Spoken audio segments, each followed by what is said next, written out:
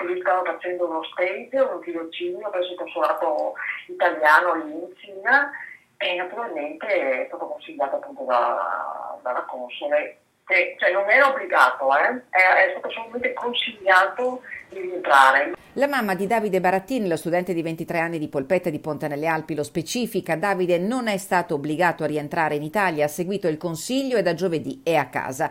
Davide era partito lo scorso 10 gennaio per un tirocinio di 3 mesi al consolato italiano di Jiangsu in Cina, a 850 km da Wuhan, epicentro dell'epidemia causata dal coronavirus. Nei suoi 20 giorni di permanenza in quella città, il giovane, che studia relazioni internazionali all'Università di Firenze, si è trovato in piena emergenza. Davide non presenta alcun sintomo e sta bene. È partito che stava bene, sta bene tuttora e naturalmente per precauzione gli porto una mascherina perché io comunque da genitore ho contattato il reparto malattie infettive qui di Belluno, ho parlato con il virologo e gli ha detto per buon senso di tutti rimarrà dentro a casa 15 giorni. Stamattina, durante il punto stampa convocato dal presidente della regione Luca Zaia alla presenza dei direttori generali delle USL del Veneto, è stato anticipato il contenuto della circolare del Ministero della Salute che revoca l'obbligo dell'isolamento delle persone rientrate dalla Cina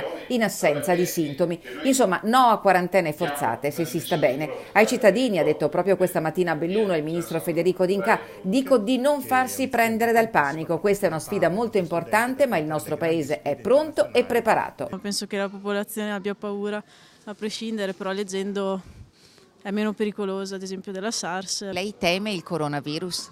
No, decisamente no. Oggi a Belluno, giorno di mercato, tra i banchi molti quelli gestiti da cinesi che in questi giorni sono protagonisti di episodi poco edificanti. A una giovane nata in Italia abbiamo chiesto se ha notato un cambio di atteggiamento della gente nei suoi confronti. Gente che non conosco, quindi del loro parere non mi importa particolarmente.